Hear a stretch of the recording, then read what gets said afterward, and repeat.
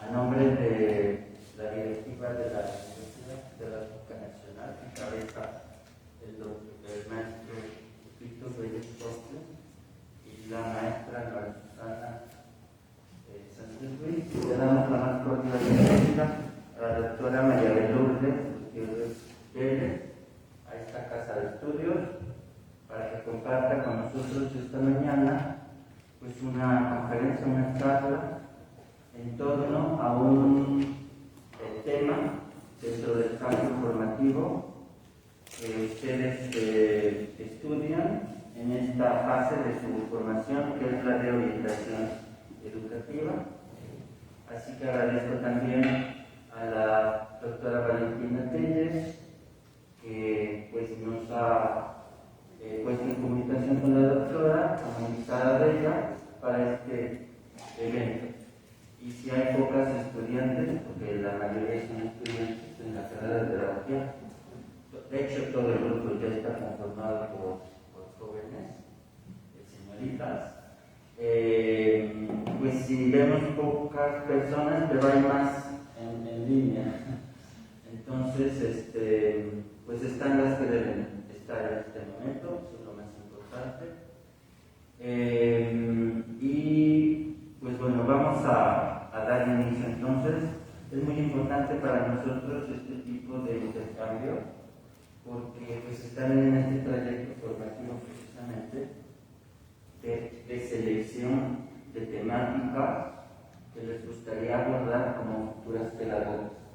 Y la orientación educativa pues es un campo ahí principal muy importante porque pues como usted sabe, las problemáticas que observamos cada vez más y cada día más en los diferentes escenarios educativos pues están presentes todo el tiempo. Entonces, aparte de este campo de orientación educativa, tienen de currículum, tienen de proyecto institucional, tienen también lenguaje y comunicación, que es otro campo muy interesante, y también el de pues, docencia, porque es una de las perspectivas también laborales, ¿no? Así que yo le agradezco mucho a la doctora María de Lourdes Gutiérrez nuevamente que esté con nosotros esta mañana, y voy a hacerle la palabra entonces a la doctora para que nos presente, por favor. Gracias, maestro. Buen día, chicas. Quiero presentarles a la doctora María de Lourdes Gutiérrez Vélez. Ella es licenciada en Psicología por la Benemérita Universidad Autónoma de Puebla. Tiene una especialidad en adicciones por el Centro de Estudios Superiores de Montefélix, México.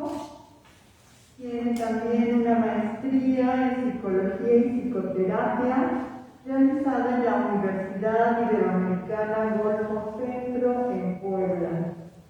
Y tiene el doctorado de Psicoterapia Humanista por el Colegio Humanista de México. Ella, entre otras muchas cosas, cuenta con 19 años de docencia en la Universidad Autónoma de Tlaxcala y en la práctica clínica particular. Y se ha desempeñado hasta el momento en la USAID. Ya ella nos irá platicando todas estas experiencias que ha tenido en este servicio. Y bueno, sin más preámbulos, le voy a dar la palabra a la doctora para que nos comparta esas experiencias. Gracias, doctor. Gracias, maestro. Sus palabras para la bienvenida. Muchas gracias. Buenos días, jóvenes. Vamos a iniciar con un pequeño video. Le pido de favor al ingeniero si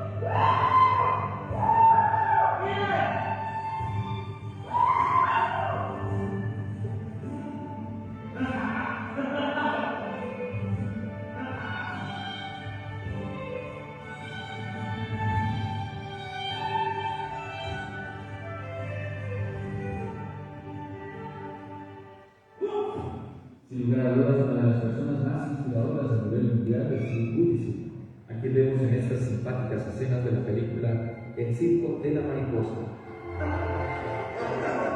Nicholas James Buscemi nació el 4 de diciembre de 1982 en Brisbane, Florida, por el síndrome de tetraanemia, el cual se caracteriza por la carencia de extremidades, es decir, Nick nació sin piernas ni brazos, solamente tiene una formación homeromelia del lado inferior izquierdo. Durante su edad escolar se mudaron a Melbourne para tener una mejor calidad de vida, pero la situación no fue fácil, ya que el estado de Victoria prohibió su ingreso a la escuela por su discapacidad. Más tarde, las leyes australianas cambiaron su futuro. Nick se convirtió en uno de los primeros alumnos con discapacidad en integrarse en escuelas comunes. Al ser molestado por sus compañeros en la escuela debido a su discapacidad, Nick tuvo episodios de depresión durante su infancia y cuando tenía alrededor de 8 años pensó en suicidarse. A los 10 años trató de ahogarse en la bañera, pero no se dejó morir por recordar el amor que le tenían sus padres. Después de orar numerosas veces para que le crecieran brazos y piernas, se sintió agradecido por su vida y eventualmente se dio cuenta de que él era único en la clase, que tenía retos que enfrentar y que su vida podría inspirar a otras personas.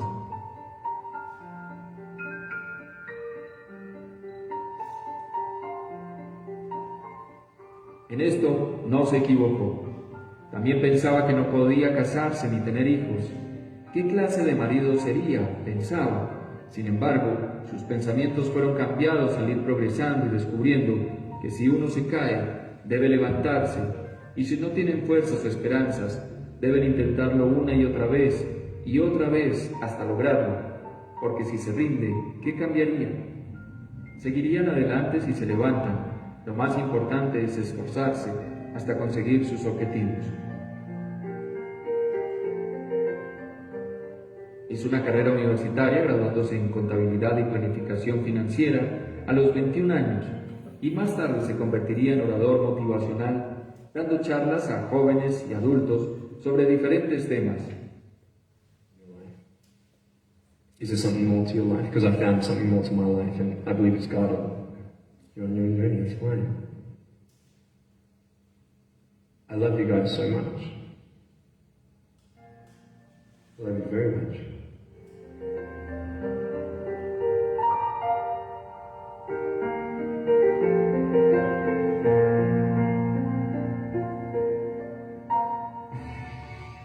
Ya estuvo en los 5 continentes y ha estado en más de 30 países dando charlas motivadoras.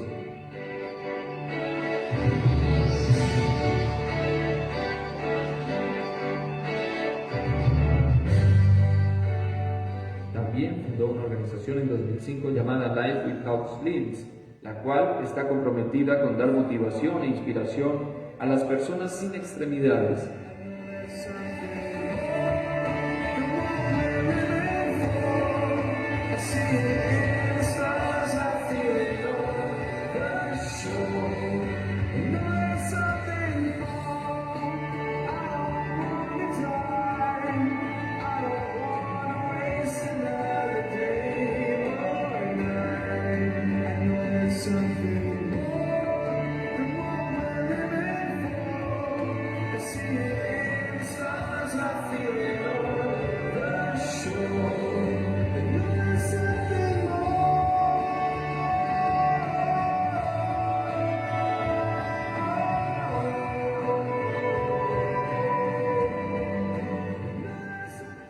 Nick es muy feliz. Él no piensa en lo que no tiene. Eso no lo ayuda. Él está agradecido por estar vivo, por lo que tiene, por lo que ha logrado, por quien es.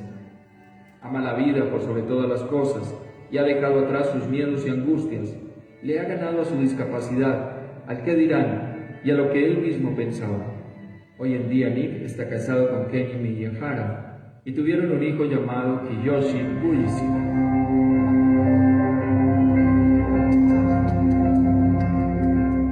El mensaje que nos da Nick es que siempre se puede. Es aceptar nuestra vida tal cual es, no pedir por lo que nos falta, ni soñar la vida que pudimos tener. Es vivir nuestra vida y que todo se puede si nos esforzamos. I know that there is someone always out there who believes in you, who loves you just the way you are.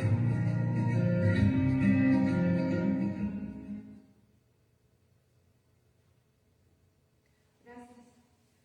Ojalá que todos los casos de niños, adolescentes y adultos que tienen alguna discapacidad fuera como la vida de Nick, una vida de éxito. Tiene este hombre una carrera profesional, tiene trabajo, una vida hecha.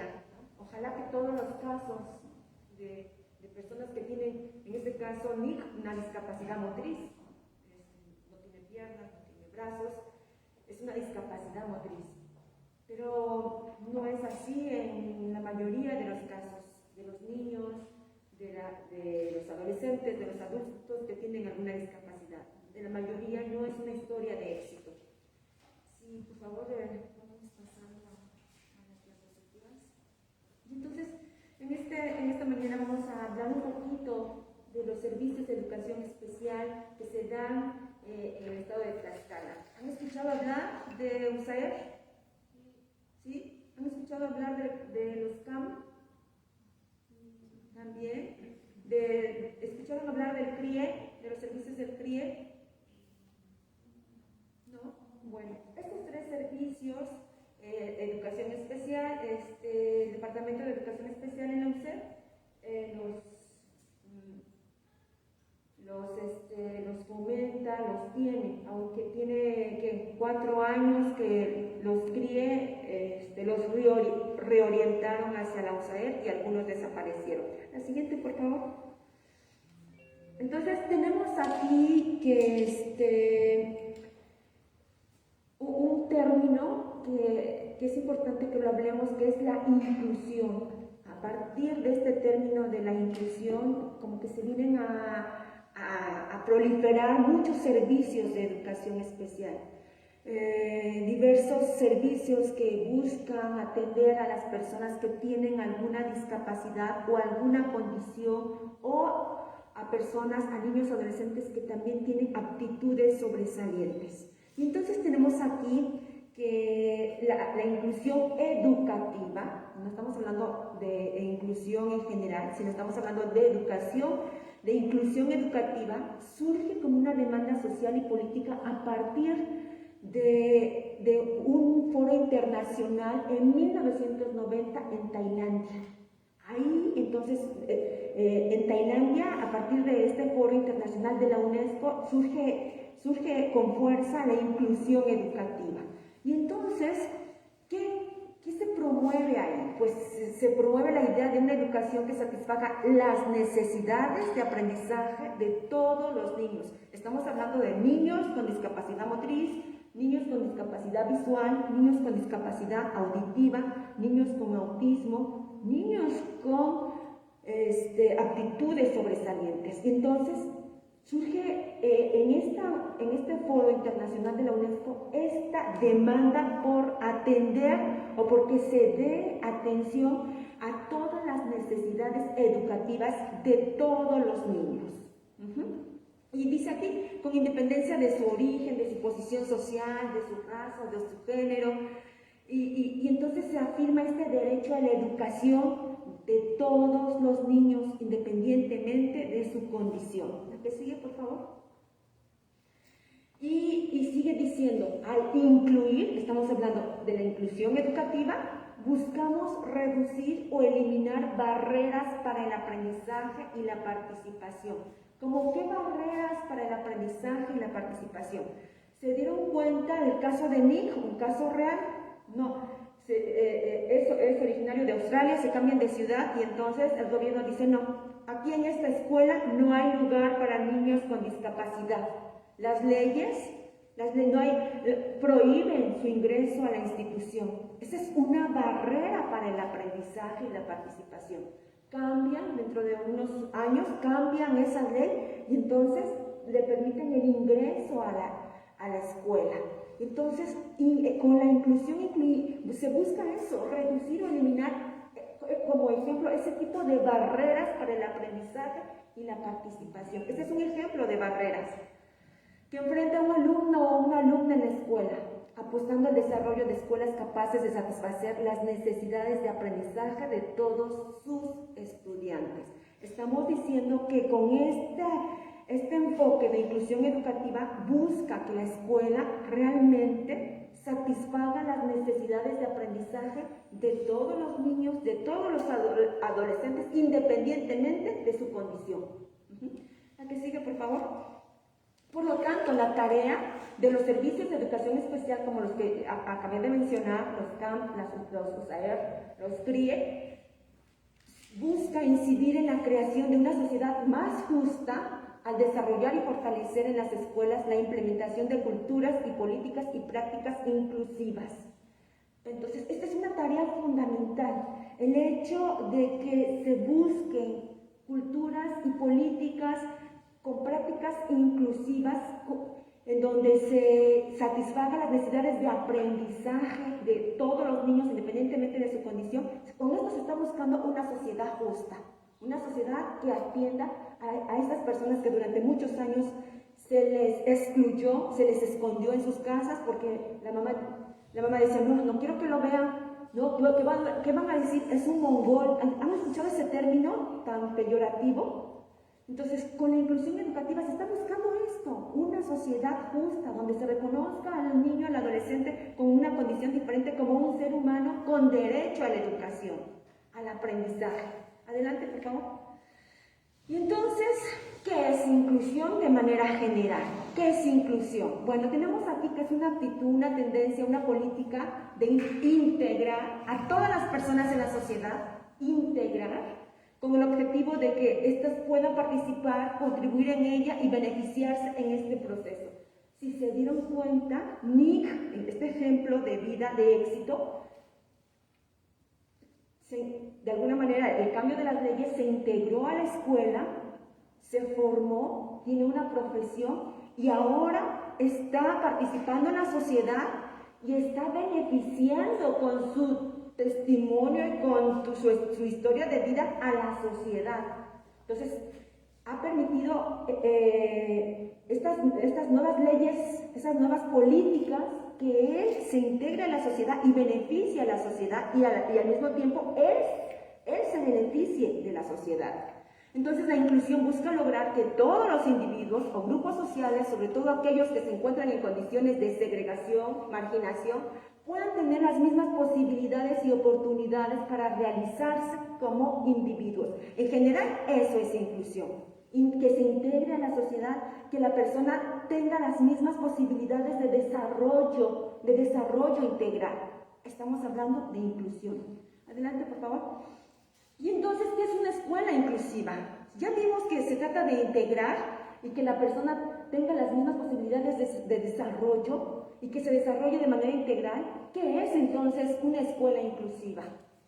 Pues no es otra cosa más que aquella que ofrece una respuesta educativa a todos sus alumnos. Aquella escuela que ofrece una respuesta educativa. Ojo con esto, porque en mi experiencia me he encontrado con docentes que dicen, no sé cómo atender ya a este niño, ya me dijo la mamá que tiene autismo, me trajo el documento, tiene autismo, el médico ya lo diagnosticó con autismo y yo no sé cómo hacerlo. Y entonces hay docentes que se llenan de ansiedad y se llenan de miedo porque no saben cómo trabajar con este niño con autismo. O tengo un niño ciego, no sé cómo hacerlo, cómo enseñarle. La escuela inclusiva es aquella que ofrece respuestas educativas a todos sus alumnos, sin importar sus características físicas, intelectuales, ni su situación cultural, religiosa, económica, étnica o lingüística. Ojo, porque entonces aquí nos hace pensar en los prejuicios que muchos docentes tienen. No, es que es hijo de una madre soltera. Actualmente como USAER estamos apoyando una escuela de preescolar en Chimalpa. Y entonces, por lo regular, ha habido etapas en donde llega el niño y entonces la entrevistan, porque nos los canalizó la maestra de educación regular, nos los canaliza a USAER, y entonces encontramos que la mamá se dedica a la prostitución y es una mamá que tiene 2, 3 niños. Y entonces nos damos cuenta de los prejuicios de las docentes y dicen, es que su mamá se dedica a la vida, ya saben cómo. Y entonces el trato hacia el pequeño de preescolar es un tanto degradante, es un tanto prejuicioso, y entonces lo hacen a un lado al pequeñito, a la pequeñita.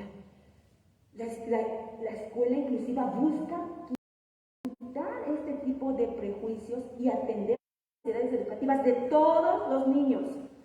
Tenemos aquí que la OMS define a la discapacidad. Entonces dirán, bueno, entonces, ¿qué es discapacidad? Si ya vimos que es inclusión. Entonces, ¿qué es la discapacidad? Pues es cualquier restricción o impedimento de la capacidad de realizar una actividad en la forma o dentro del margen que se considera normal para el ser humano. Cuando hablamos de discapacidad estamos hablando de impedimentos, estamos hablando de restricciones. Porque la persona no tiene las mismas capacidades que el resto que se consideran normal en el ser humano. En ese término estaremos hablando de discapacidad desde la Organización Mundial de la Salud. ¿Me sigue, por favor? Y aquí es lo que estábamos diciendo al principio. La escuela inclusiva busca eliminar las barreras para el aprendizaje y la participación. Ejemplo de barreras, tenemos las barreras físicas, las barreras actitudinales o sociales y las barreras curriculares. Se busca eliminar o por lo menos disminuirlas, porque no permite que los niños, los adolescentes accedan al aprendizaje, a la escuela, a su desarrollo integral. Y tenemos las barreras físicas, hacen referencia a la carencia de accesibilidad a las instalaciones. Me he encontrado que está en la escuela primaria y hay un niño con parálisis cerebral. Ustedes saben que la parálisis cerebral son niños que tienen afectada el área motora en el cerebro y entonces su lenguaje está disminuido, no hay control de movimientos en los brazos, no hay control de movimientos de las piernas y entonces los llevan en silla de ruedas la mayoría de ellos. Pero no hay rampas, pero no hay de alguna manera en las instalaciones espacios de accesibilidad para estos niños. Esa es una barrera física. Barreras actitudinales o sociales, aquellas que surgen de las formas de interacción grupal, las creencias, los prejuicios, la discriminación, la ignorancia, incluso la sobreprotección. ¿Qué estamos diciendo acá? Lo que yo comentaba hace un momento, los ejemplos de docentes con miedo de no saber cómo atender a un niño ciego, un niño sordo, pero se paralizan y no buscan y no se acercan, no voy a decir que todos, ¿no? O que todas, muchos docentes, mis respetos, se acercan a USAER, se capacitan para atender a un niño sordo, por ejemplo. La lengua de señas mexicana, ya saben que un niño sordo lo tenemos que sentar enfrente de nosotros porque como no escuchan, rescatan la información a leer los labios, ¿no? Entonces, hay niños que tienen hipoacusia. ¿Qué es eso? Que posiblemente con un oído escuchan, pero con el otro no. Y entonces necesitan algunos aparatos auditivos para rescatar la información y aún así hay que sentarlo de frente para que lean los labios.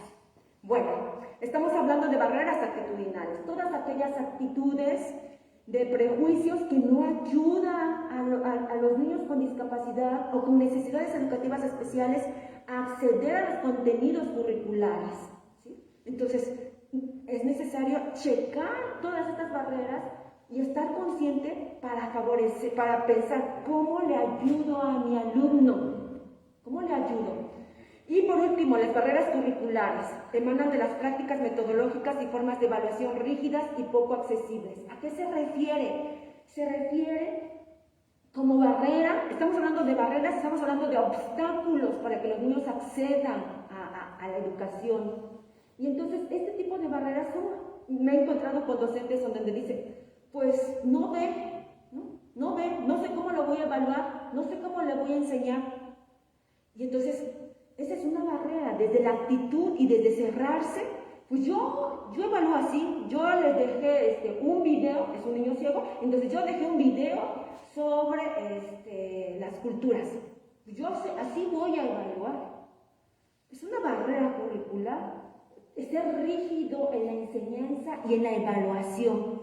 Bueno, si sabes que tu alumno es ciego, idea otra forma, busca otra forma de evaluar a tu alumno. Son obstáculos que no ayudan a que los niños accedan a los aprendizajes educativos. Y aquí tenemos breve, una reseña de esto de la educación especial. En el siglo XIX surgen las primeras instituciones que brindan atención educativa especial y le ponen así, porque así utilizaban las palabras, a inadaptados sociales, a sordomudos y a ciegos. Actualmente esto de sordomudos es una palabra que ya no se utiliza, se utilizaba en aquel tiempo, en el siglo XIX.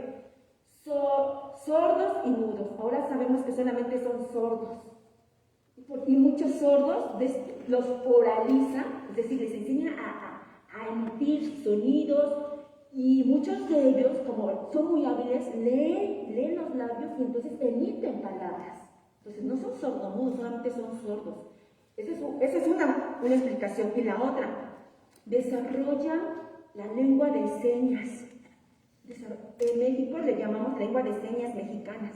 Y entonces hay señas específicas para decir agua, para decir colores, para decir árbol. Y entonces los sordos tienen su propia lengua, su lengua materna, que es la lengua de señas, en el caso de nosotros de México, la lengua de señas mexicanas. Los estadounidenses, la lengua de señas norteamericana. Los de Canadá, la lengua de señas canadiense. Entonces, en aquel tiempo se llamaban sordomudos, actualmente le llamamos sordos. En general, la atención a grupos vulnerables en México ha tenido una relevante participación en los grupos filantrópicos de la sociedad civil, entre los que destaca el establecimiento de la beneficencia pública en tiempos de la colonia, la junta de asistencia privada durante el porfiriato. ¿Qué está diciendo? Que realmente grupos particulares, grupos de la población civil, han destacado en la búsqueda de atención a estas personas que tienen alguna discapacidad. Adelante, por favor. Y si hablamos de formación, tendremos que decir que la primera institución formadora de maestras especialistas en educación especial en nuestro país fue la Escuela Normal de Sordomudos, así se le llamaba, fundada en la Ciudad de México en 1867. Estamos haciendo un breve recuento histórico. Los maestros que surgieron de esa escuela ejercieron su práctica educativa en la Escuela Nacional para Sordos, fundada en el mismo año por el presidente Benito Juárez. En 1870 funda la Escuela Nacional para Ciegos. Entonces, chequemos cómo esta breve reseña va de alguna manera evolucionando. Se atienden a estas personas con discapacidad, estos grupos filantrópicos de alguna manera buscan que tengan una mejor vida. Y después aquí tenemos que en 1993 se modifica el artículo 3º constitucional y entra en vigor la Ley General de Educación. En su artículo 41 especifica que la educación especial está obligada a atender a las personas que sufren desórdenes permanentes, deficiencia mental, parálisis cerebral, discapacidad visual, discapacidad auditiva o temporales, trastornos de lenguaje, de aprendizaje o sobresalientes. Entonces estamos diciendo que en 1993 se empieza a hablar, hay una modificación en el artículo 3º constitucional en donde se dice la educación es para todos. Y la ley general en el artículo 41 dice la educación tiene que atender también a estas personas que tienen alguna discapacidad. Es decir, surge entonces con más énfasis esto de educación especial para estos grupos.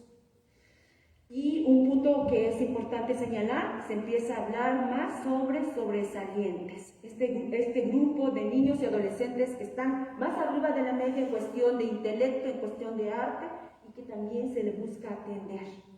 Adelante.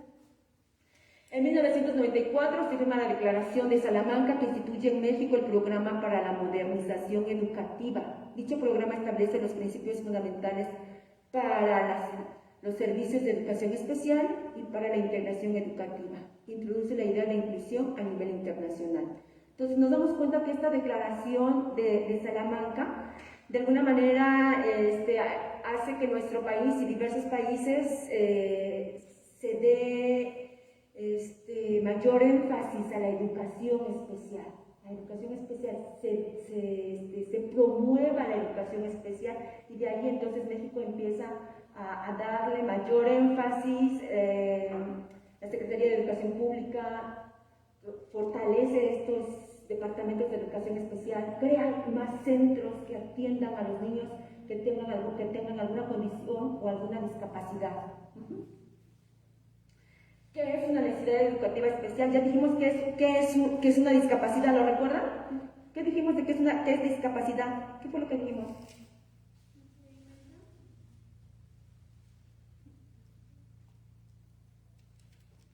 Ajá. ¿Qué dijimos que es una discapacidad? Definimos desde la Organización Mundial de la Salud. ¿Sí? Adelante. Es cualquier impedimento o restricción, ya sea para realizar una actividad que se considera normal. Exacto. Impedimento o restricción para realizar alguna actividad que se considera normal. Ya dijimos. Pero también en educación especial hablamos de necesidades educativas especiales. ¿Qué son las necesidades educativas especiales? Es otro término. Ajá. ¿Qué son? Dice,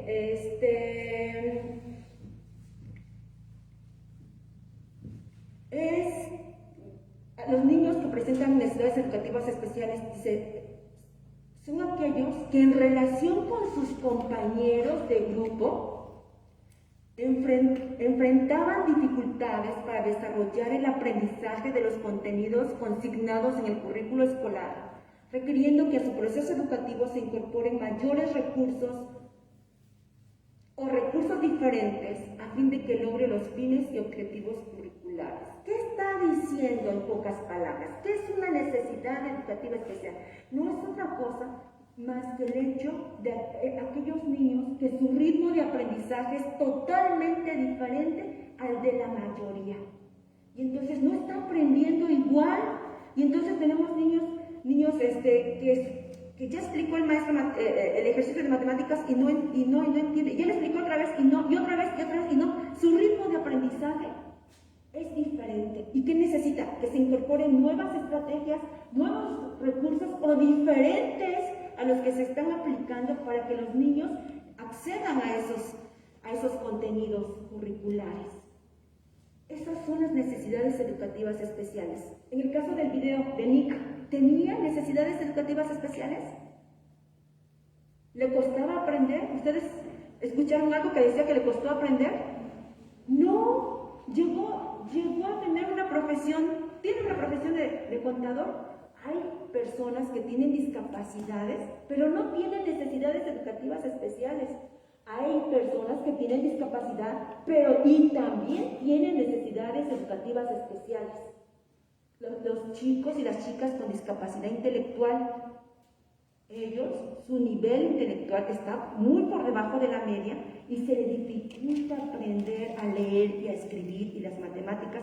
Y entonces los que somos de educación especial buscamos estrategias para enseñarles con diferentes instrumentos, con diferentes metodologías, para que accedan a la currícula, y logramos, gracias al equipo que son los docentes de educación regular, los papás y el equipo de educación especial. Logramos, y sin duda que el niño es el mayor, el actor principal, se logra de que lean y de que escriban.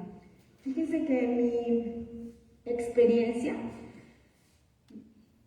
en mi trabajo de 18, 19 años, dentro de los servicios de educación especial, me he encontrado a niños motivadísimos y tienen discapacidad intelectual y tienen necesidades educativas especiales porque no acceden a los currículos de manera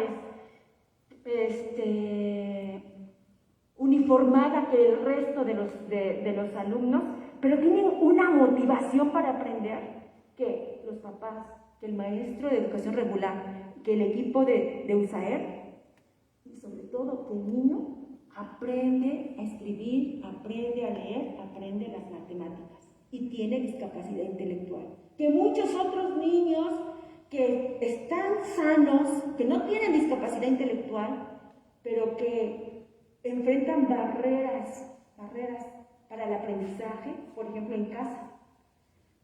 No son atendidos, llegan a la escuela sin alimentos, con el estómago vacío, su mente solamente está pensando en, no quiero hacer el recreo, ya tengo hambre, y lo dicen los niños pequeñitos, los de preescolar, por ejemplo, ya tengo hambre. Una barrera de aprendizaje son sus papás, porque no los atienden, ¿no? Esta negligencia de ellos. Y no tienen discapacidad intelectual, pero su pensamiento está en función del alimento. Y muchos de ellos que no tienen discapacidad intelectual, no tienen un buen nivel de aprendizaje por las diferentes barreras que presentan, a los que se presentan. Seguimos, por favor. Y aquí tenemos entonces los servicios de educación especial. Se organizan en los centros de atención múltiple, los que llamamos CAM, atienden a casos severos o múltiples de discapacidad. Los CAM por lo regular atienden, aceptan a niños que tienen más de una discapacidad, que son sordos y que son ciegos, por ejemplo, o que son autistas y que, fíjense, nos hemos encontrado que muchos chicos autistas en casa, los papás se han puesto las pilas, como decimos, y han buscado la manera de cómo ellos desarrollen sus diferentes habilidades y no llegan a los campos. Pero encontramos lo contrario, papás que no se ocupan de ayudar a su niño autista, y entonces no desarrollan habilidades socioadaptativas y las tenemos en el campo. Que ven a los demás niños y van y golpean, ¿no? O que no controlan esfínteres. Los CAM atienden entonces a estos casos severos y a casos con niños con más de una discapacidad. Seguimos, por favor.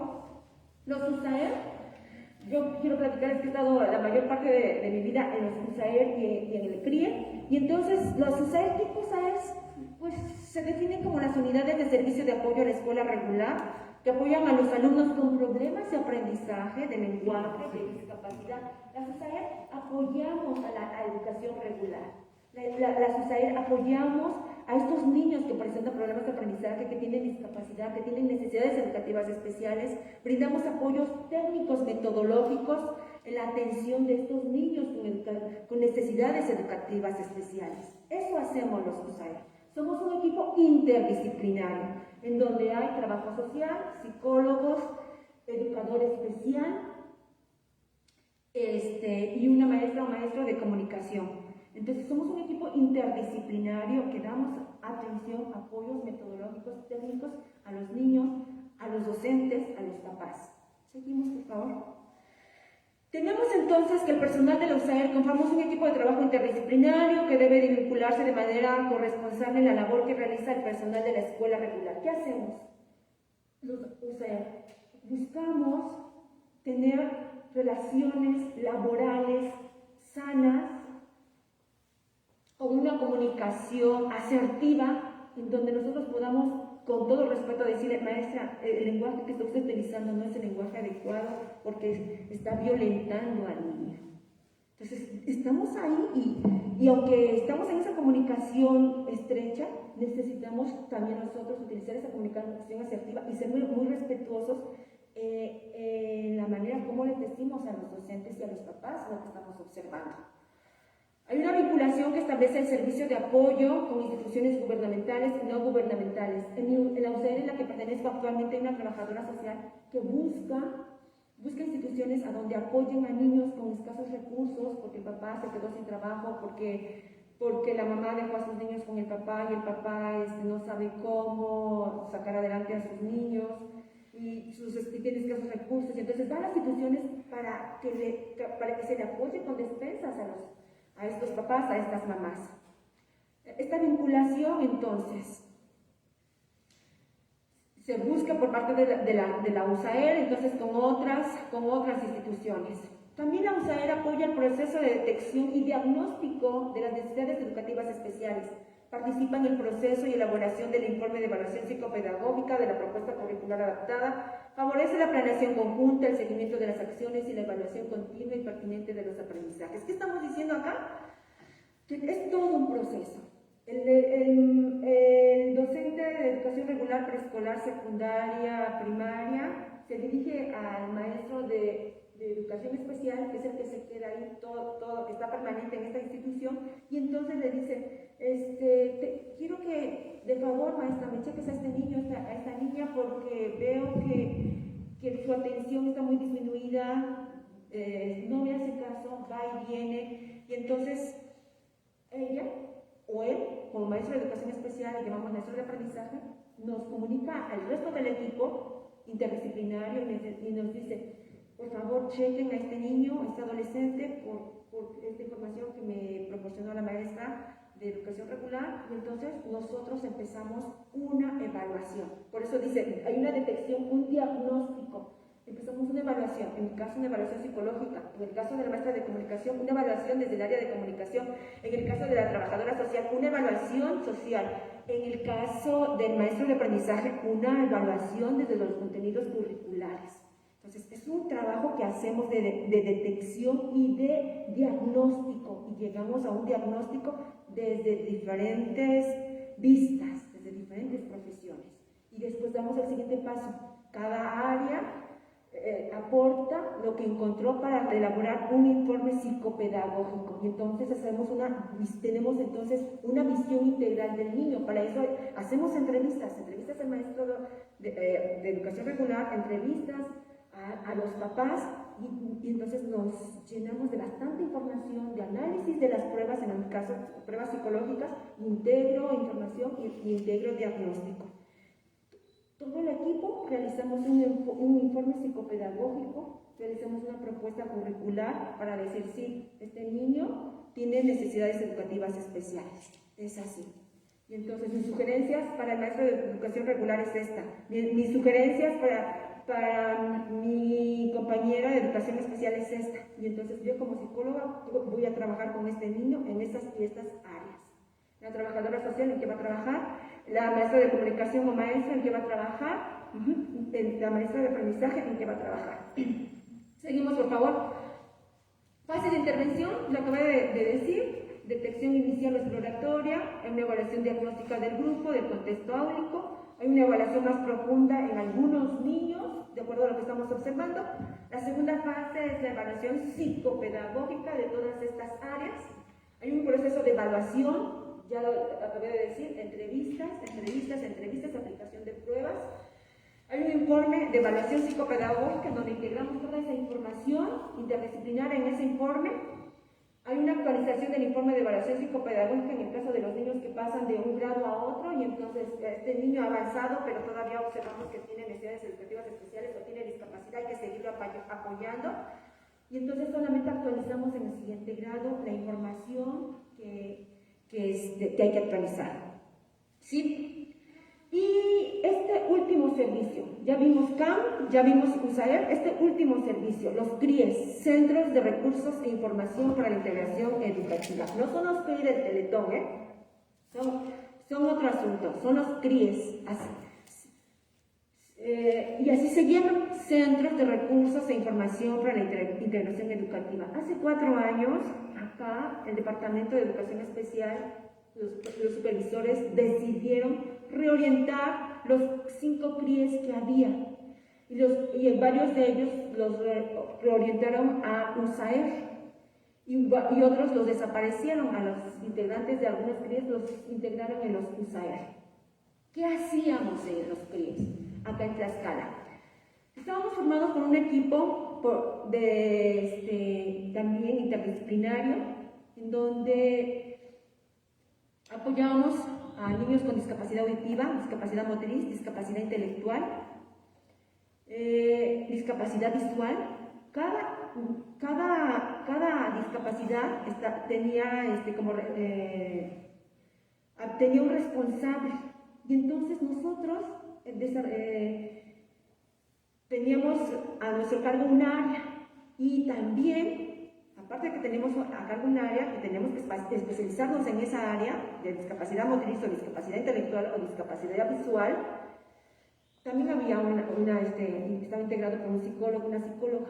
Esa es una particularidad. La otra particularidad de los CRIES es que apoyábamos a las escuelas más lejanas del estado. Entonces el CRI al que yo pertenecía era el CRI 03, y entonces íbamos a Tepetitla, a San Rafael Tenancheca, íbamos a todas esas comunidades, a determinadas escuelas, a apoyar a los docentes, a los papás, a atender a los niños que presentaban alguna necesidad educativa especial o alguna discapacidad. Esa es la otra particularidad de los CRIES. En Tlaxcala los CRIES están desaparecidos, por lo tanto en otros estados existen este servicio de educación especial. Y tenemos que en 2015 el Sistema Federal de Tlaxcala contaba con un total de 90 servicios de educación especial, ahorita se cuenta con más, estamos hablando de 2015, se contaba con 64 unidades de apoyo a la escuela regular, que son los USAER, se contaba con 20 centros de atención múltiple, que son los CAM, y 6 centros de recursos e información para la integración educativa aquí. Los 6 centros, los CRIS, están desaparecidos aquí en educación especial en Tlaxcala. Estos servicios atendieron en 2015 un total de 6.996 alumnos con discapacidad, con necesidades educativas especiales o con alguna otra condición. Sí, seguimos. Tenemos, me voy aquí a ir un poquito más rápido, el marco jurídico y normativo que rige educación especial.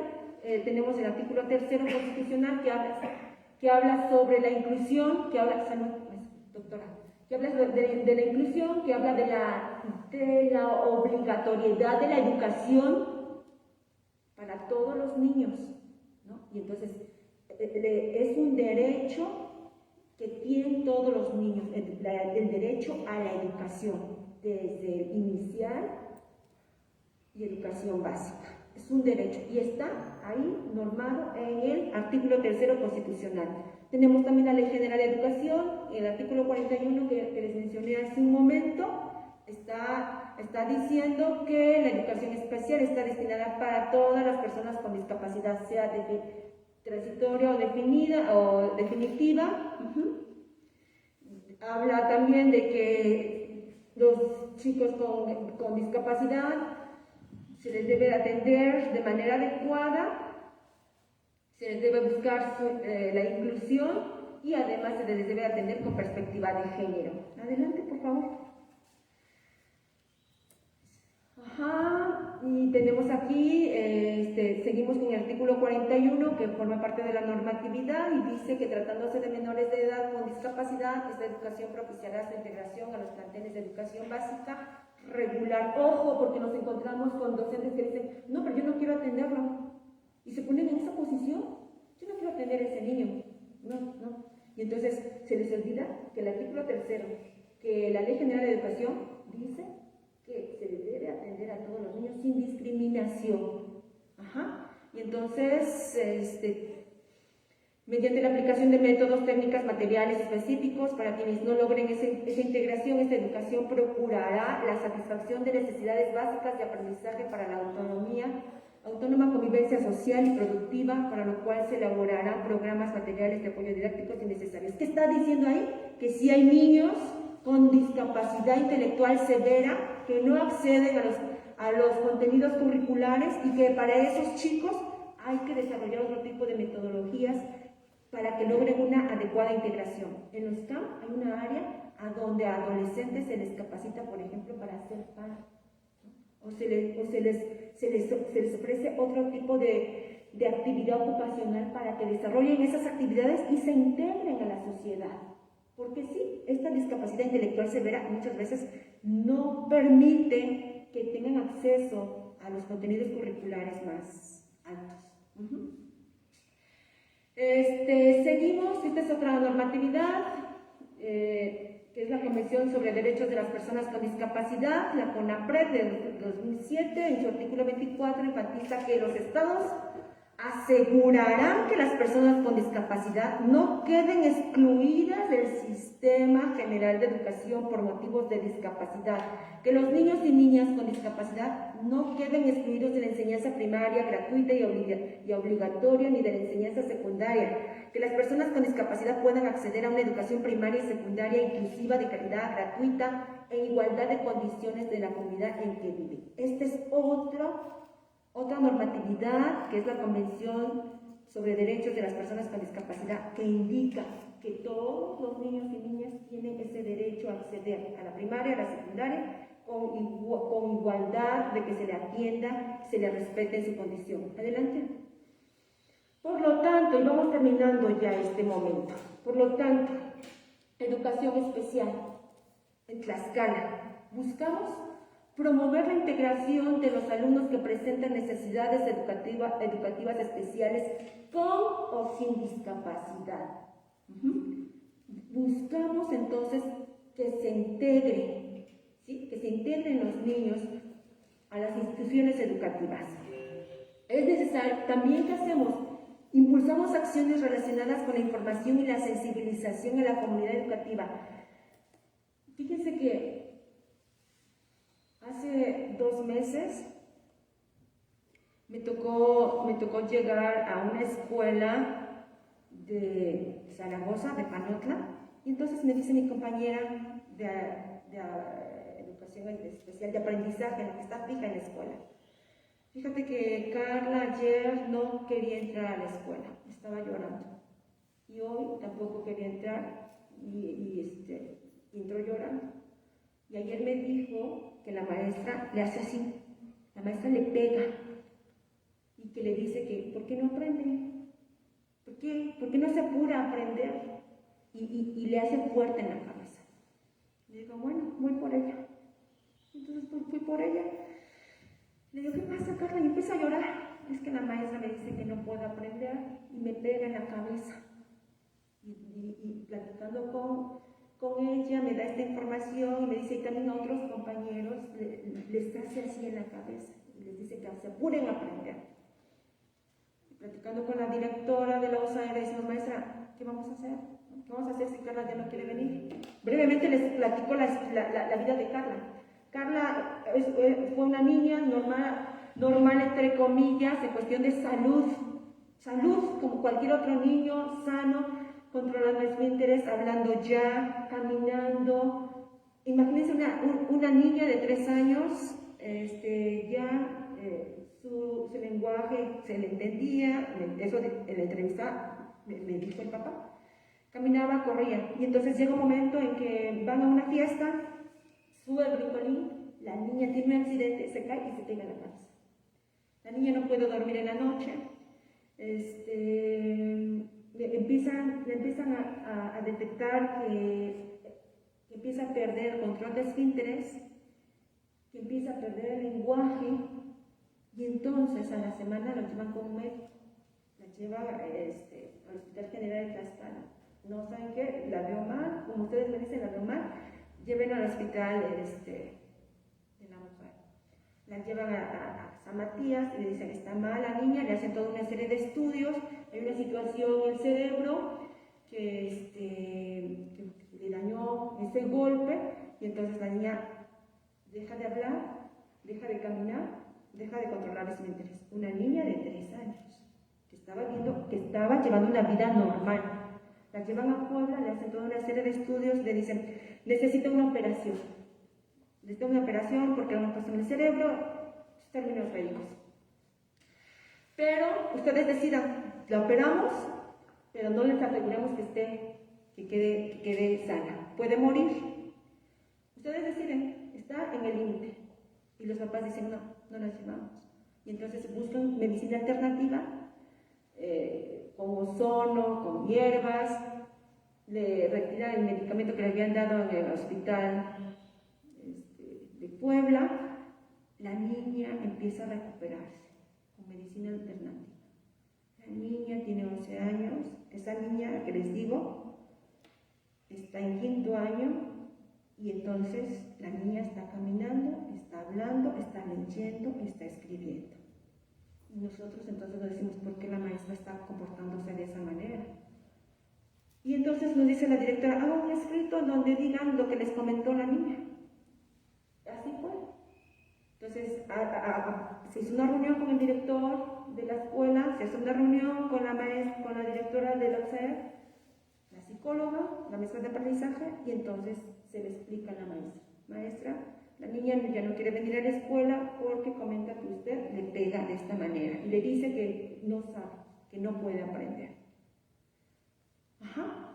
Y entonces le comento a la maestra, la historia de la niña es esta y esto y esto. En las pruebas psicológicas que yo encontré, fíjense bien, encontré que la niña alcanza a darse cuenta de que no puede aprender al mismo ritmo que el resto de los niños. Y se frustra y se enoja con ella misma. Y tiene un papá que le exige mucho, que no le entiende, que no la comprende. No se pone de su lado. Tienes que hacerle caso a la maestra, le dice el papá. Y haz todo lo que diga la maestra. Y entonces le explico lo que encontré en las pruebas psicológicas a la maestra y al director, y la maestra se queda así. Y entonces se le dice, maestra, si tiene usted dudas o alguna necesidad de que le apoyemos en el trabajo con Carla, lo hacemos con mucho gusto. Eso buscamos hacer, sensibilizar, informar y sensibilizar a toda la comunidad educativa, al docente, a los padres, a los niños, porque hay niños que hacen bullying a sus compañeritos, que no aprenden al mismo ritmo que los demás. Eso hacemos, informamos, sensibilizamos, concientizamos a la comunidad educativa sobre la inclusión, sobre las necesidades educativas especiales, sobre la discapacidad, sobre el respeto a la diferencia y a los ritmos de aprendizaje, los estilos de aprendizaje. Y también buscamos la actualización permanente de todo el personal de la escuela, de los docentes de educación especial, en caso de que los haya, el trabajo constante con la familia, con los tutores, la participación conjunta entre el personal de la escuela y el personal de educación especial para plantear, dar seguimiento a la respuesta educativa a los alumnos que presentan necesidades educativas especiales. ¿Qué quiero decir con esto? Que buscamos la vinculación entre USAER y la comunidad educativa de la Escuela de Educación Regular para trabajar en favor de los niños que tienen discapacidad o necesidades educativas especiales. ¿Sí? Me parece que es la última, ¿verdad? Exacto. Preguntas, dudas.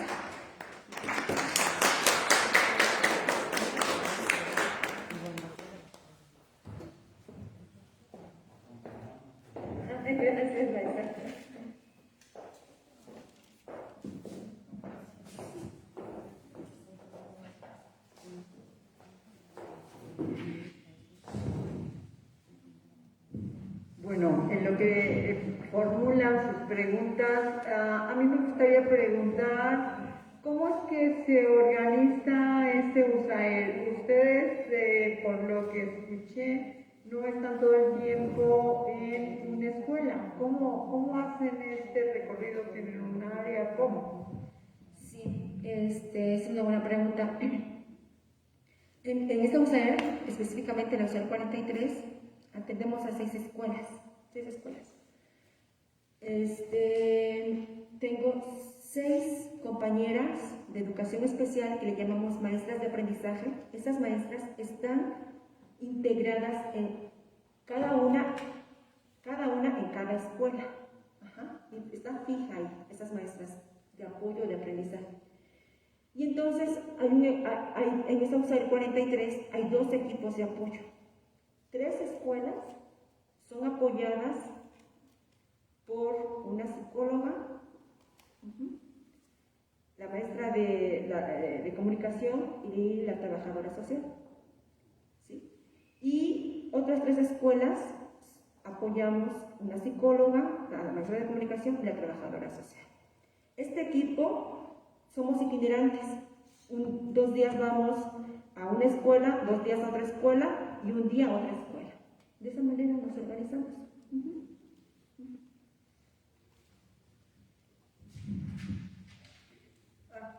Sí. Ok.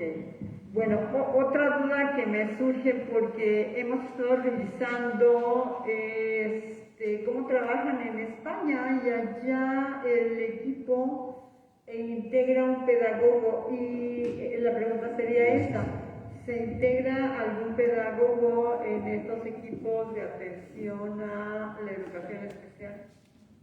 No, doctora, está solamente el licenciado de educación especial, que es el que lleva toda la parte de pedagogía en el trabajo con los niños y las niñas. Bueno, también en lo que piensan en la pregunta que van a formularle a la doctora, pues ya noté muchas cosas aquí. En primer lugar, pues felicitarla, pero no solo por lo que nos ofrece esta mañana, sino a usted como persona. Realmente mi admiración profunda, porque yo oyéndola digo, eso sí vale la pena hacer en la vida. Estaba pensando, bueno, los médicos nos curan y ya encuentran solución a lo mejor con un medicamento, pero curar a una persona que viene ya de una experiencia compleja, triste, inhumana a veces, de verdad todos mis respetos, doctora, por esta conferencia. Yo creo que si no nos mueve lo que nos dice la doctora esta mañana, pues estaríamos como que insensibles, ¿no? Pero yo realmente muy receptivo, bueno, desde el mismo video, la elección que, en fin, aquí hay varios puntos. En primer lugar, pues esa pasión que nos transmite la doctora. Yo espero que también ustedes como futuras pedagogas, que ahorita vamos a ver si tenemos tiempo, en dónde entra el pedagogo aquí, que yo creo que tiene un gran terreno de trabajo, ¿no? Laboral. Oyéndola me acordé de una experiencia en Francia. Usted sabe, en Europa hay un gran debate sobre la terapia génica o genética, el genio genético. ¿A qué se refiere esto? En que están tan avanzados en estas áreas que antes de que nazca el producto, como decimos, no sé a las cuántas semanas, ya se sabe si va a nacer ciego o sordo, o si viene sin extremidades, por ejemplo. ¿Qué hacen entonces en esas terapias? Cuando se puede, se manipula para que salga el individuo completo.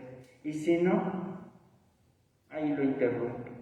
Entonces el gran debate que se da entre los que están a favor y en contra, pues bueno, los que ya tienen su posicionamiento de que mejor es la interrupción, pues buscan un mundo perfecto, ¿verdad? En que todos vengamos enteritos, ¿no? Bueno, ya no hagamos alusión a la Segunda Guerra Mundial, ¿verdad? En que el proyecto era elegir casi físicamente al prototipo, ¿no? De humano que quería Hitler. Bueno, pero la otra parte y la gran controversia se da porque el principal argumento que dan es ¿y por qué no nos acostumbramos a vivir con gente que no tiene brazos? ¿O por qué no damos las facilidades educativas, sociales y de todo tipo para que convivamos con gente que no aprende fácilmente, con gente que no ve, etcétera, etcétera? Y están súper encontradas las dos posturas, y las dos muy fuertes. Entonces, ¿por qué no por ahí, verdad, ir aprendiendo que debemos vivir con otros que son diferentes de nosotros? Porque ese es el punto. Y entonces lo que toca la doctora pues tiene que ver con un campo muy interesante que es de la inclusión, que es es ahorita el pilar en la nueva escuela mexicana. Las estudiantes están estudiando esto. Nos habló, bueno, es el fracaso, ¿verdad?, del sistema educativo. O sea, para acabar pronto, el fracaso del sistema, que lo hemos analizado, eso lo hemos visto, el fracaso del sistema educativo mexicano, pero en todos lados, no nada más, en todas las latitudes, curricularmente, ¿verdad? Porque se pide que todos hagan lo mismo, cuando en realidad no todos podemos hacer lo mismo. Pedagógicamente, ahí tienen el ejemplo de esta inhumana, porque hay que decirlo así, docente, o sea, no debería estar, y además vocacionalmente, porque una persona que maltrata y que está disque educando, o sea, eso sería inconcebible, deberían suspenderla a esa persona definitivamente. Porque además de todas las barreras, ¿verdad?, que ya nos comenta la doctora, físicas, actitudinales, bueno. ¿Y quién se hace cargo entonces de todo esto para resolverlo? La sociedad civil. Fíjense nada más qué tristeza, ¿no? Que sean organismos, instituciones que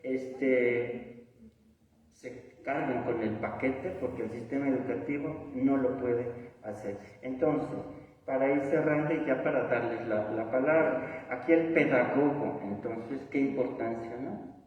A lo mejor sobre eso unas palabras, doctora, en qué momento o en qué área el pedagogo interviene, cómo, y también la parte metodológica, porque ya lo abordó la doctora en las fases de intervención, ¿verdad? El diagnóstico, todo eso, en dónde entraría ahí el pedagogo, y además nos ofrece algunos elementos del marco jurídico, o sea, todo eso hay que estudiarlo.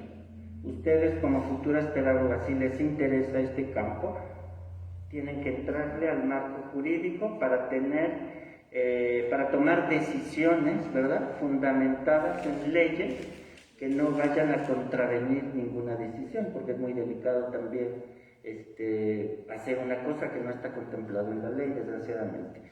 Entonces yo ya voy callando y no sé si me permitan que me acerque para que alguna pregunta entonces de las estudiantes.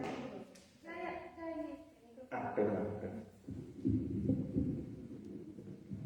Ya tiene el Pedro otro micrófono para quienes deseen hacer el poder. ¿Quieres que esté adelante? Sí. Primero hay que Ok. Entonces, bueno, recapitulando, toda la parte legal que usted nos mencionó de los artículos y demás, según yo entendí, está más relacionado de la institución para los estudiantes, ¿no? Por ejemplo, que el docente no puede rechazar educar a un niño, que un docente no puede condicionar la educación para un niño con esta situación, pero ¿qué pasa si los papás son los que se niegan? O sea, como por ejemplo usted, ¿no?, que ya diagnosticó que hay una situación y que requiere una intervención particular, ¿no? Pero si el papá se niega y si dice que no, y bueno, se llegan a dar casos, ¿no?, que a lo mejor hasta el papá prefiere cambiar de institución a su hijo antes que lo condicione, ¿no? Entonces, en ese sentido, ¿cómo se intervendría? Fíjate que sí, nos hemos encontrado con situaciones, con casos así, en donde el niño tiene alguna discapacidad o alguna necesidad educativa especial muy importante y llamamos a la mamá o llamamos a los papás para entrevistarlos. No llegan a la primera, a veces llegan hasta la tercera y cuarta. Y les explicamos. La maestra de educación regular o el maestro nos canalizó a su niño porque encontró esto y esto, y nosotros nos presentamos y le decimos que estamos para apoyarlo a usted o a ustedes para que su niño se desarrolle de manera integral, para que desarrolle habilidades y trabajamos sensibilizándolos. Y les explicamos nuestra función, porque muchos de ellos se sienten fiscalizados, se sienten que los vamos a criticar o los vamos a regañar, y entonces tratamos de ser empáticos y explicarles cuál es nuestra función, que somos su apoyo, que estamos ahí para que su niño aprenda, que nos agarramos de ahí, obtenga los aprendizajes, y muchos de ellos, todos sus miedos disminuyen, o por lo menos algunos de ellos, ¿no?, disminuyen y acceden. Muchos de ellos bien y otros medianamente, porque los vamos a llamar y decimos, hay que trabajar con su niño esto y esto, hay que trabajar con su niño esto y esto, ¿qué está pasando con su niño? Y otros, definitivamente, hubo una ocasión, si voy a platicar rápido, la trabajadora social fue a ver a la mamá porque no se presentó. Es un niño que tiene necesidades educativas especiales. La mamá no atiende a su niño, es un niño que tiene 11 años, está muy flaquito, su color es muy pálido, está desnutrido. El niño en la mañana tiene que levantarse a limpiar sus pollos, sus animales, tender su cama, barrer su cuarto, su casa, trapearla. Y entonces la mamá no está atenta de que tome sus alimentos, de que lleve su lunch. Entonces fue a la trabajadora social y le dijo, señora, le estamos esperando, queremos hacer una entrevista. Ay, no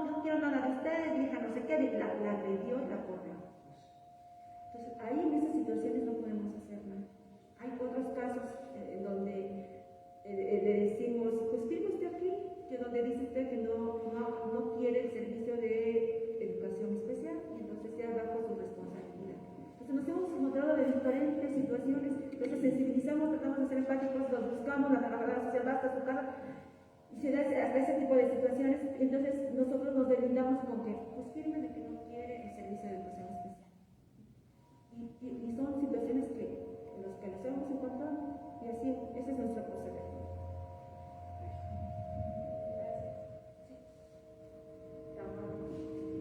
Sí, bueno, además de esta intervención curricular y didáctica, inclusive de la metodología que usted comentó, ¿cómo podría ser posible, por ejemplo, generar o implementar, por ejemplo, un proyecto educativo en base a estos servicios o inclusive una capacitación por parte hacia los maestros para hacer conciencia e inclusive quitarle esos prejuicios que se mencionaban en respecto a esta cuestión de discapacidad, de inclusión, pero también trabajando con este equipo interdisciplinario como pedagogo? ¿Cómo podría ser esta vinculación que se puede establecer con el pedagogo para un proyecto educativo, inclusive para una capacitación?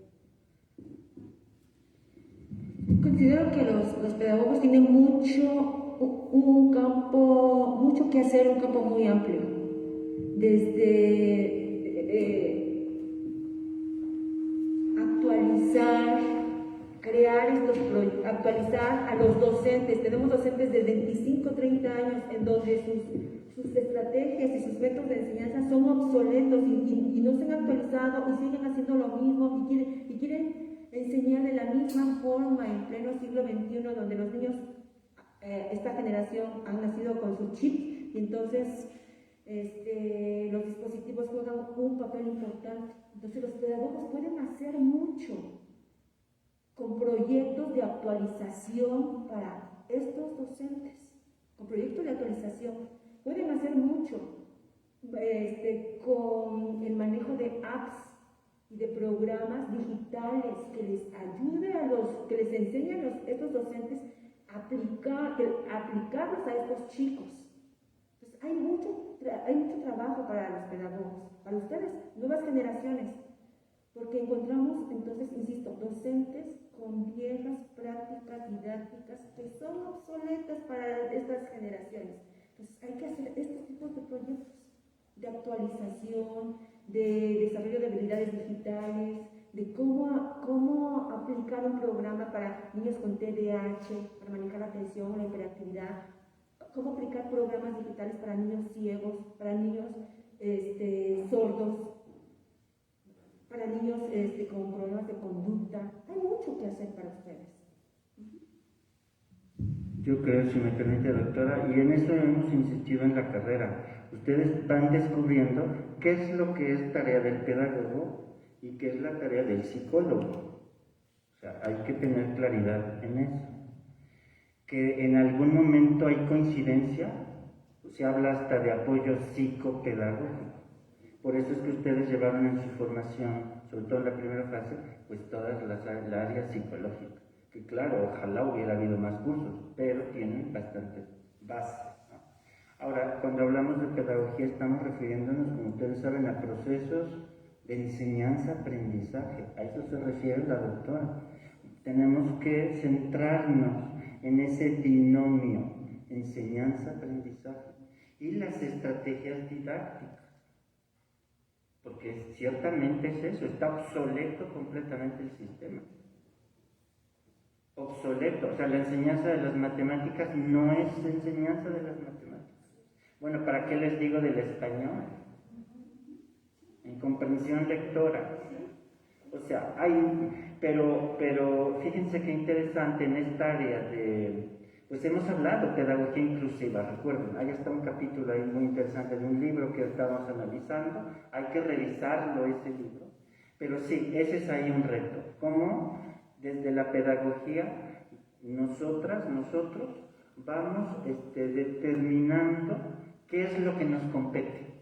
Ahora, la otra cuestión es que poco a poco el pedagogo irá ganándose su espacio, porque eso es lo que tenemos ya no digo en Tlaxcala y en nuestro país, o sea, si en España mismo apenas el pedagogo le están reconociendo su espacio, apenas, pues por este fracaso educativo, o sea, la escuela ha estado cerrada, está desvinculada del deporte, de la cultura, todo está como una cárcel, miren. Las escuelas, como dice el autor que nos encanta Carbonell, recuerdan que hemos estudiado, la escuela es una prisión. está desvinculada, ¿no? Y eso no nos permite ver lo que hay afuera, precisamente. Entonces, pues esa es la idea, la invitación de que vayamos nosotros poco a poco ir definiendo qué es la competencia del pedagogo. Pero bueno, hay mucho trabajo hay que hacer porque nos corresponde a las instituciones, al mismo sector educativo, visibilizar al futuro pedagogo. Porque debería haber un pedagogo en estas instituciones. Cada equipo de SAER, Un pedagogo que va a apoyar a otros. Es que es un trabajo colaborativo. Pero si hay estrategias muy específicas que son del terreno de la didáctica. Y ahí es donde ustedes yo creo que, ¿verdad? ¿No? ¿Alguna? Ay, mire, qué bueno, sí, pero su tiempo, doctor, está muy bien. Ay, casi ya. Ya tenemos que ir cerrando, pero Jacqueline, por favor. Sí, bueno, a mí me dio un poquito de curiosidad la cuestión de que nos comentó esta parte de la profesora y muy buena, dice el profesor, en este caso, bueno, a ella se le enseñó el diagnóstico, ¿no? En su equipo de usted, en USAER, ¿quién se encarga entonces en este aspecto de darle apoyo entonces ahora al profesor? De no solamente como que enseñarle, mira, esto es lo que me dijo la niña, pero ya no dejarlo así como que es lo que me dijo, ahí se queda, ¿no? Sino ahora, ¿quién atiende al profesor o quién dice, te voy a hacer a ti ahora un diagnóstico en el que me vas a decir, recordé también la parte de lo que vimos de la pedagogía del oprimido, en donde a lo mejor entonces hay que hacerle un diagnóstico al profesor si está habiendo algo ahí dentro de él que no le está permitiendo como que ser esa parte humana con sus alumnos, ¿no? En su equipo hay alguien que puede decir, sabe que ahora hay que hacerle un diagnóstico al profesor e identificar qué ahora pasa con él. Sí. ¿Cómo lo hacemos nosotros? Evaluamos el niño, por ejemplo, los niños psicopedagógicamente y le damos sugerencias desde el área psicológica. Desde el área psicológica, en mi caso, yo ya le di sugerencias a la maestra sobre cómo trabajar con la niña. Desde el área de educación especial ya les dio sugerencias, el área de comunicación, el área de trabajo social ya les dio sugerencias a la maestra cómo trabajar con la niña. Ese es el primer paso. Sugerencias desde las diferentes posturas. El segundo paso que hicimos en esa reunión es decirle a la maestra, si requiere que la apoyemos en algo, aquí estamos, somos su apoyo. La maestra aceptó que la había golpeado a la niña, pero se enojó mucho. Y entonces la maestra ya con nosotros, o sea, nos mira muy seria, se unió con otras maestras que se indignaron muchísimo. Entonces, hay un grupo, ella y otras 3 maestras se indignaron muchísimo y entonces nos quieren eliminar con la mirada totalmente, se enojaron bastantísimo. Y fue una actitud así de empatía la que hicimos nosotros, ¿no? Estamos para servirle, maestra, estamos para apoyarle, pero si no hay voluntad y apertura por parte del docente, nosotros no podemos hacer nada. Entonces, sí, la docente necesita apoyo, tiene 30 años de servicio, posiblemente tenga burnout, cansancio intelectual, cansancio físico. Entonces, pero si la maestra no quiere nuestro apoyo, pues no es posible. El director me pidió a mí como psicóloga una serie de talleres para trabajar el aprendizaje socioemocional y entonces trabajé cada jueves, 4 jueves, después de este evento sobre el aprendizaje socioemocional, pero la maestra, ya terminé, continuó con su postura enojada, ahí no se puede hacer más que seguir trabajando, echándole ganas, sabiendo cuál es nuestro quehacer y para adelante. Sí, en la intervención pedagógica precisamente hay un diagnóstico. Ahí se tendría que intervenir el pedagogo ayudando a la maestra con la anuencia del director, ¿verdad? Pero con ese reconocimiento de que el pedagogo está habilitado. Está habilitado para esta situación. Bueno, Más que una pregunta, es un comentario y un agradecimiento y una felicitación por la labor que usted como doctora realiza, porque si bien no es fácil, ¿verdad? No es fácil estar como en esta interacción o la resolución de problema que tenga un niño, ¿no? Y más lo que hoy en día se ve más son los estereotipos, ¿no? Que lamentablemente están inmersos en nuestra sociedad, con niños, niñas, adolescentes y adultos, ¿no? Y yo creo que es importante atender a esas necesidades que presentan los niños. En ocasiones a veces es triste que por estas intervenciones que no existen en las escuelas, lamentablemente hasta los niños llegan a la muerte, ¿no? O por no ser atendidos de una manera correcta.